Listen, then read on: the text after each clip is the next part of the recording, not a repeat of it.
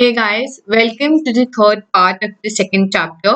We are going to study about the poetry which has been presented, which is called Wind.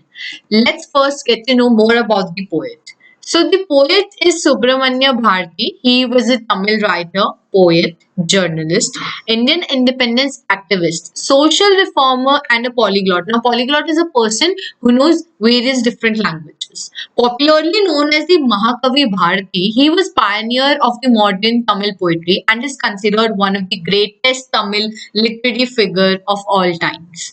Now, see, we are going to somewhat study a poem which has been written by a Tamil poet who knows various different languages, has a different culture. He is from South India, and let's just get to know what exactly is the theme of the poem. So the theme of the poem is that even when you face lot of hardships in your life, you should never give up. Instead, you should just befriend all of those. You should just embrace whatever problems you're having and face the challenges head on. So it may help you instead of harming him. So here, the poet, what he mentioned is that just like the poet who tries to befriend his hardship, that is the wind, that it may help him instead of harming him. Now, we are going to again use the kind of metaphors like in the first chapter where we had the road not taken, where the mind was considered the yellow wood forest and the two roads were considered as opinions, like they were symbolizing opinions. Similarly, the hardships have been symbolized as that of the wind, and the poet, how exactly he is going to deal with it is symbolizing the kind of mindset we should have for every kind of challenge we face. The poet wrote this poem to actually encourage people to see the bright side of every situation, to be positive and have a poetic approach. He wants us to know that even if life is full of challenges, there is a way to turn around these challenges and to understand that positivity is an important aspect. Wind. Wind comes softly. Don't break the shutter of the windows. Don't scatter the papers. Don't throw away the books on the shelf. There, look what you did. You threw them all down. Now he's talking about the wind, that the wind came softly and it's shuttering the windows, it is scattering the papers because the air is blowing, and then the books are also falling from the shelf. And as soon as he's just denying the wind, okay, don't do this, don't do this, don't do that. But anyways, it happens because of the wind, and they all happen, they all scatter and they all fall down. You tore the pages of the books. You brought rain again. You're very clever at poking fun at weaklings. Fail crumbling houses, crumbling doors, crumbling rafters, crumbling wood, crumbling bodies, crumbling lives, crumbling hearts. The wind god winnows and crushes them all. Now, see, he's mentioning that whenever wind blows, the pages of the book they get torn. Then, as soon as the wind blows, the clouds come. It starts raining. Then, the houses they start shattering. The doors, the windows, the furnitures, the people they get scared with lot of wind. So here, similarly, is mentioning that as soon as problems start coming into our lives, people and their lives get affected because of it, and the problems usually crush a person's confidence, a person's outlook towards life, just like the wind god crushes everything which comes along its way. He won't do what you tell him. So come, let's build strong homes.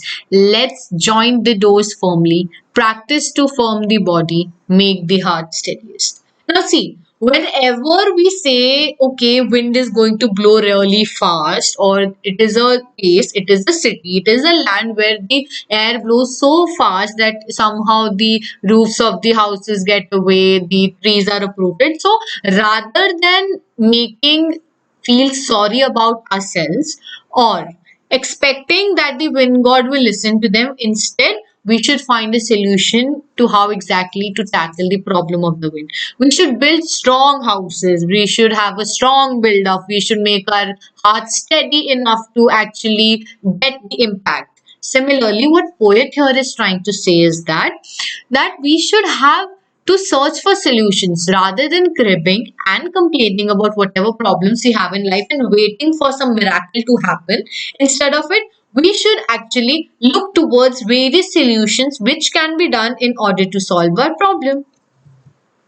Do this, and the wind will be friend with us. The wind blows out weak fires. He makes strong fires roar and flourish. His friendship is good. We praise him every day. Now, here, how beautifully the poet has taken example. Just like the wind, as soon as it extinguishes the weak fire, we know that we have to build a strong fire, and strong fire means that we'll have a better fire to do the work. Similarly, whenever we are faced with challenges in life, these challenges make us strong as a person mentally and physically, along with emotionally.